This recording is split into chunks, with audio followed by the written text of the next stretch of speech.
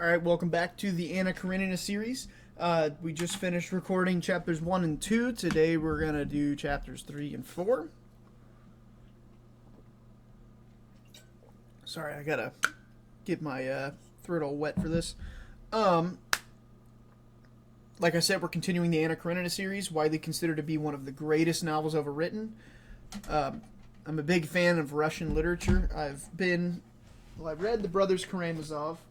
Then I have my Crime and Punishment copy around here that I'm almost finished reading. And I also want to read, I have Notes from the Underground. I have a couple other Russian books that I would like to read. But I think I'm going to use the Project Gutenberg copies, which is the Constance Garnett translation, which I'm not wild about. But it'll help me get through it because I'll be able to share it with anybody who would like to watch these videos. So far we have learned that our main character...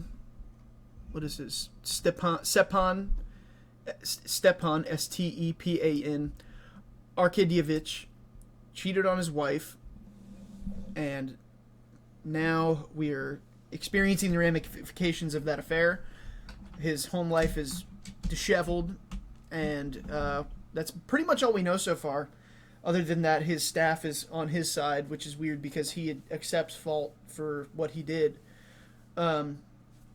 But we're going to see where this goes. We're only on chapter 3 of part 1. There are, let's see how many parts there are to this book. I think there's like 8. Yeah, there's 8.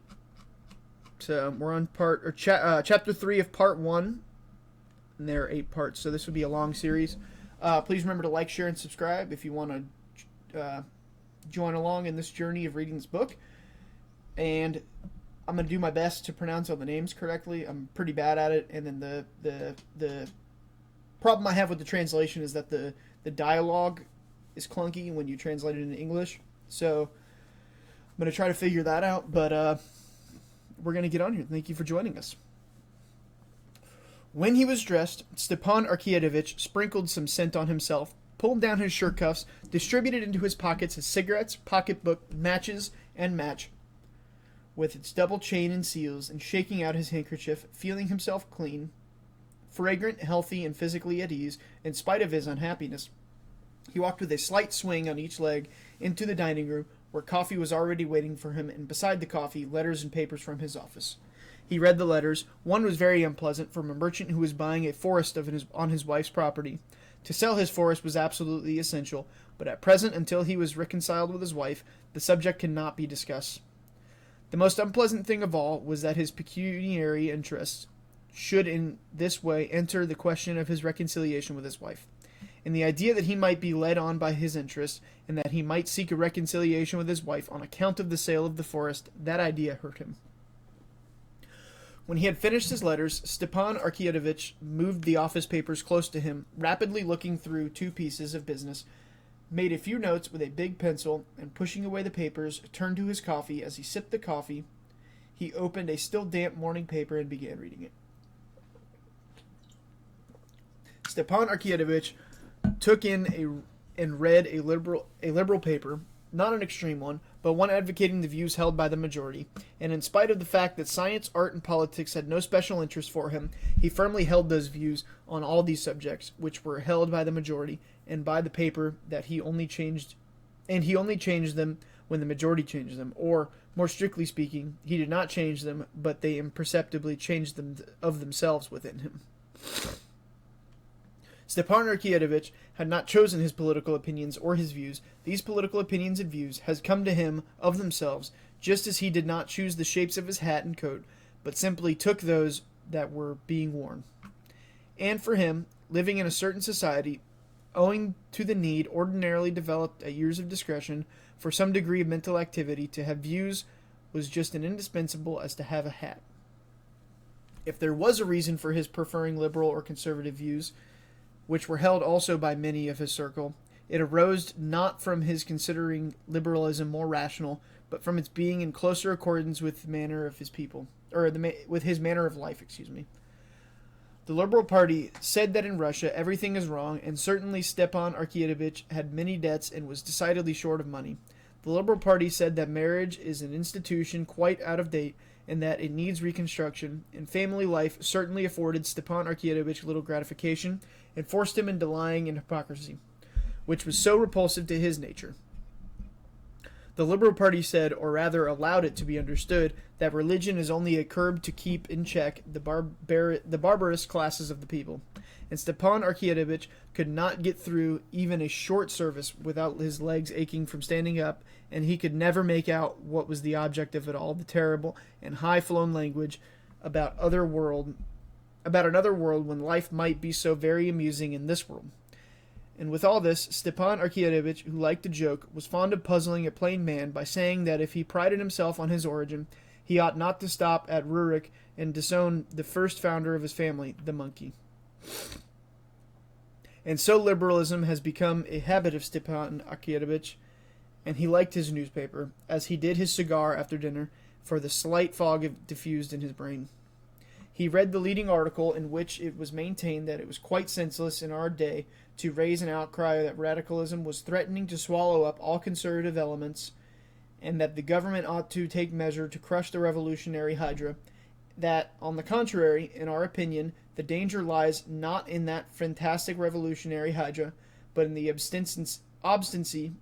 obstinacy of traditionalism clogging progress, etc., etc. He read another article too, a financial one which alluded to Bentham and Mill, and dropped some innuendos reflecting on the ministry. With this characteristic quick-wittedness, he caught the drift of each innuendo, divined whence it came, at whom and on what ground it was aimed, and that afforded him, as it always did, a certain satisfaction. But today, that satisfaction was embittered by him. But today that satisfaction was embittered by Matrona Filimonovna's advice that the unsatisfactory state of the household he read to. But today that satisfaction was embittered by Matrona Filimonovna's advice on the unsatisfactory state of the household. He read too that Count Beast was rumored to have left for Wiesbaden, and that one need have no more gray hair, and of the sale of a light carriage, and of a young person seeking a situation. But these items of information did not give him, as usual, a quite ironical gratification. Having finished the papers, a second cup of coffee, and a roll and butter, he got up, shaking the crumbs of the roll off his waistcoat, and squaring his broad chest, he smiled joyously, not because there was anything particularly agreeable in his mind. The joyous smile was evoked by a good digestion. But this joyous smile was at once recalled everything to him, and he grew thoughtful. Two childish voices, Stepan Arkadyevich recognized the voice of Grisha, his youngest boy, and Tanya, his eldest girl, were heard outside the door, and they were carrying something and dropped it.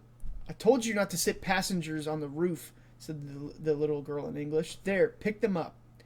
"Everything's in confusion," thought Stepan Arkadyevich. There are the children running about by themselves, and going to the door, he called them. They threw down the box that represented a train, and came to their father. The little girl, her father's favorite, ran up boldly, embraced him, and hung laughingly on his neck, enjoying as she always did the smell of scent that came from his whiskers. At last the little girl kissed his face, which was flushed from the stooping posture and beaming with tenderness, loosed her hands, and was about to run away again, but her father held her back. "How is Mama?" he asked, passing his hand over his daughter's smooth, soft little neck. "Good morning," he said, smiling to the boy who came up to greet him. He was conscious that he loved the boy less, and was always tried to be fair, but the boy felt it, and did not respond with a smile to his father's chilly smile. "Come here." "Mama, she is up," answered the girl. Stepan Arkadyevich sighed. "That means that she's not slept again all night," he thought. "Well, is she cheerful?" The little girl knew that there was a quarrel between the father and mother, and that her mother could not be cheerful, and that her father must be aware of this, and that he was pretending when he asked about it so lightly. And she blushed for her father. He at once perceived it and blushed too. "I don't know," she said. "She did not say we must do our lessons, but she did not say we were to go for a walk with Miss Hoole to Grandma's." "She did not say we must do our lessons, but she said we were going to walk with Miss Hoole to Grandma's. Well, go, Tanya, my darling. Oh, wait a minute, though, he said, still holding her and stroking her soft little hand. He took off the mantelpiece where he had put it yesterday, a little box of sweets, and gave her two, picking out her favorites, a chocolate and a fondant. For Grisha? Said the little girl, pointing to the chocolate. Yes, yes. And still stroking her little shoulder, he kissed her on the roots of her hair and necklace and let her go. And neck and let her go. The carriage is ready, said Matvey, but there's something to see. There's someone to see you with a petition. Been here long? Asked Stepan Arkadyevitch. Half an hour. How many times have I told you to tell me at once? One must let you drink your coffee in peace, at least, said Matvey, in the affectionately gruff tone in which it was impossible to be angry. With which it was impossible to be angry. Well, show the person up at once, said Oblonsky, frowning with vexation. The petitioner, the widow of a staff captain, Karenina, came with a request impossible and unreasonable. But Stepan Arkadyevitch, as he generally did, made her sit down, heard her to the end attentively without interrupting her, and gave her detailed advice as to how and whom to apply, and even wrote her in his large, sprawling, good, and legible hand, a confident and fluent little note to a personage who might be of use to her. Having got rid of the staff captain's widow, Stepan Arkadyevitch took his hat and stopped to recollect whether he had forgotten anything. It appeared that he had forgotten nothing except what he wanted to forget, his wife. Ah, yes, he bowed his head, and his handsome face assumed a harassed expression. To go or not to go, he said to himself, and an inner voice told him he must not go, that nothing could come of it but falsity, that nothing could come of it but falsity, that to amend, to set right their relations was impossible, because it was impossible to make her attractive again and able to inspire love, or to make him an old man not susceptible to love. Except deceit and lying, nothing could come of it now, and deceit and lying were opposed to his nature. It must be some time, though. It can't go on like this, he said, trying to give himself courage. He squared his chest, took out a cigarette, took 2 whiffs at it, flung it to the mother-of-pearl ashtray, and with rapid steps walked through the drawing room and opened the other door to his wife's bedroom. Chapter 4. We're on chapter 4. Give me 1 second. I have to send a text.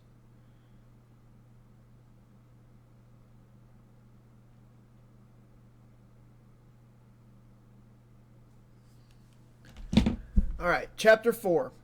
Darya Alexandrovna, in a dressing jacket and with her new scanty, once luxuriant and beautiful hair, fastened up with hairpins on the nape of her neck, with a sunken thin face and large startled eyes which looked prominent from the thinness of her face, was standing among a litter of all sorts of things scattered all over the room before an open bureau, from which she was taking something.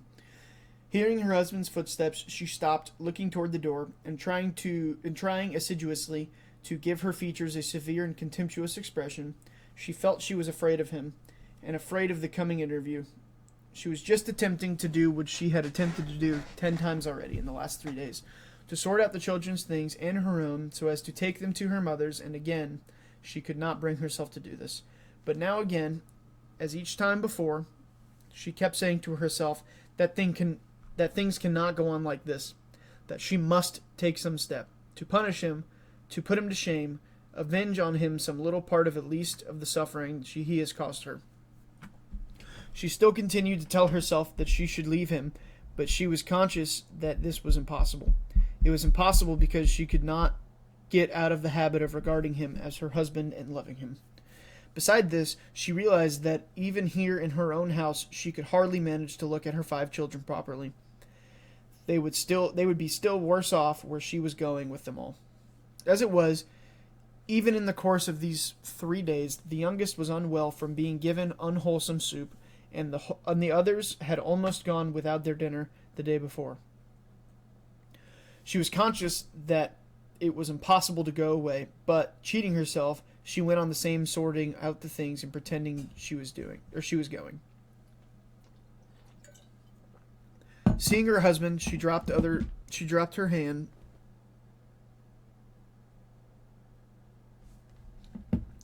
Seeing her husband, she dropped her hands to the drawer of the bureau, as though looking for something, and only looking around at him when he had come quite up to her. But her face, to which she tried to give a severe and resolute expression, betrayed bewilderment and suffering. "Dolly," he said in a subdued and timid voice. He bent his head toward his shoulder and tried to look pitiful and humble, but for all that he was radiant with freshness and health. In a rapid glance, she scanned his figure that beamed with health and freshness. Yes, he is happy and content, she thought, while I, in that disgusting good nature which everyone likes for him for and praises, I hate that good nature of his, she thought. Her mouth stiffened, the muscle of the cheek contracted to the right side of her pale, nervous face. "What do you want?" she said in a rapid, deep, unnatural voice. "Dolly," he repeated with a quiver in his voice. "Anna is coming today." "Well, what is that to me? I can't see her," she cried. "But you must really, Dolly." "Go away, go away, go away," she shrieked, not looking at him as though this shriek were called up by physical pain. Stepan Arkadyevitch could be calm when he thought of his wife. He could hope that she would come around, as Matvey expressed it, and could quietly go on reading his papers and drinking his coffee. But when he saw her tortured, suffering face, heard the tone of her voice, submissive to fate and full of despair, there was a catch in his breath and a lump in his throat, and his eyes began to shine with tears. "My God, what have I done, Dolly? For God's sake, you know." He could not go on. There was a sob in his throat. She shut the bureau with a slam and glanced at him. "Dolly, what can I say? One thing, forgive. Remember, cannot 9 years of my life atone for an instant?" She dropped her eyes and listened, expecting what he would say, as it were beseeching him in some way or another to make her believe differently. "Instant of passion," he said, and would have gone on, but at that word, as at a pang of physical pain, her lips stiffened again, and again the muscle of her right cheek worked. "Go away. Go out of the room," she shrieked still more shrilly, "and do not talk to me about your passion and your loathsomeness." She tried to go out, but tottered and clung to the back of the chair to support herself. His face relaxed, his lips swelled, his eyes were swimming with tears. "Dolly," he said, sobbing now, "for mercy's sake think of the children. They are not to blame. I am to blame, and punish me. Make me expiate my fault. Anything I can do, I am ready to do anything. I am to blame. No words can express how much I am to blame, but Dolly, forgive me." She sat down. He listened to her hard, heavy breathing, and he was unutterably sorry for her.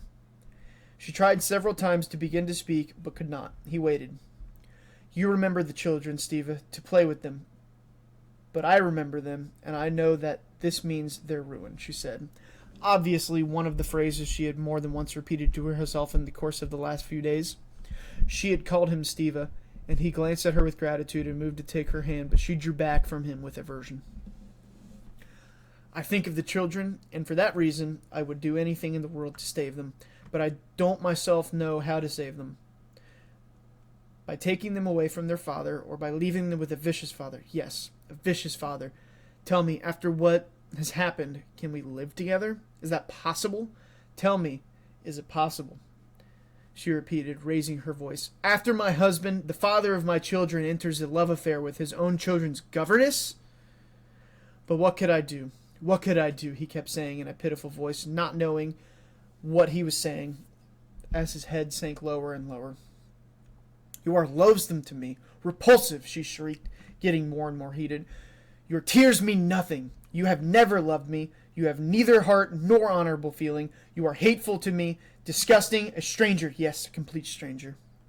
With pain and wrath she uttered the words so terrible to herself, stranger. He looked at her, and the fury expressed in her face alarmed and amazed him. He did not understand how his pity for her exasperated her. She saw in him sympathy for her, but not love. "No, she hates me. She will not forgive me," he thought. "It's awful. It's awful," he said. At that moment, in the next room, a child began to cry. Probably it had fallen down. Darya Alexandrovna listened, and her face suddenly softened. She seemed to be pulling herself together for a few seconds, as though she did not know where she was and what she was doing, and getting up rapidly, she moved toward the door. "Well, She loves my child, he thought, noticing the change of her face and the child's cry. My child. How can she hate me? Dolly, one word more, he said, following her. If you come near me, I will call the servants, the children. I will call the servants. I will call in the servants, the children. They may all know you are a scoundrel. I am going away at once, and you may live here with your mistress. And she went out, slamming the door. Stepan Arkadyevitch sighed, wiped his face with a subdued tread, walked out of the room. Matyev says she will come around. But how? I don't see the least chance of it. Oh, how horrible it is, and how vulgarly she shouted, he said to himself, remembering her shriek and the words scoundrel and mistress. And very likely the maids were listening. Horrible, vulgar, horrible. Stepan Arkadyevitch stood a few seconds alone, wiped his face, squared his chest, and walked out of the room. It was Friday, and in the dining room the German watchmaker was winding up the clock. Stepan Arkadyevitch remembered his joke about the punctual, bald watchmaker, that the German was wound up for a whole lifetime himself to wind up watches, and he smiled. Stepan Arkadyevitch was fond of jokes, and maybe she would come around. That's a good expression. Come around, he thought. I must repeat that. Matyev, he shouted, arrange everything with Darya in the sitting room for Anna Arkadyevna, he said to Matyev when they came in. Yes, sir. Stepan Arkadyevitch put on his fur coat and went out onto the steps. You won't dine at home? Said Matyev, seeing him off. That's as it happens, but That's as it happens. But here's for the housekeeping, he said, taking 10 rubles from his pocket. That'll be enough. Enough or not enough, we must make it do, said Matyev, slamming the carriage door and stepping back onto the steps. Darya Alexandrovna, meanwhile, having pacified her child, and knowing from the sound of the carriage that he had gone off, went back again into the bedroom. It was her solitary refuge from the household cares, which crowded upon her directly. She went out from it.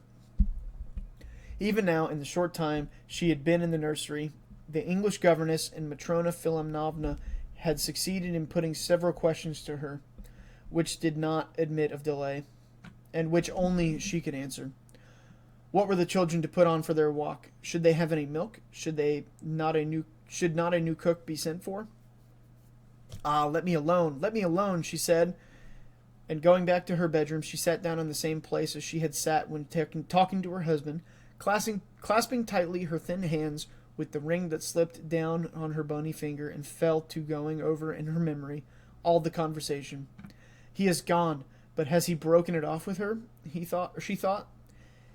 Can it be he sees her? Why didn't I ask him? No, reconciliation is impossible. Even if we remain in the same house, we are strangers forever. She repeated again with special significance the word so dreadful to her. And how I loved him. My God, how I loved him. How I loved him. And now don't I love him? Don't I love him more than before? The most horrible thing is, she began but did not finish her first thought, because Matrona Filimonovna put her head in the door.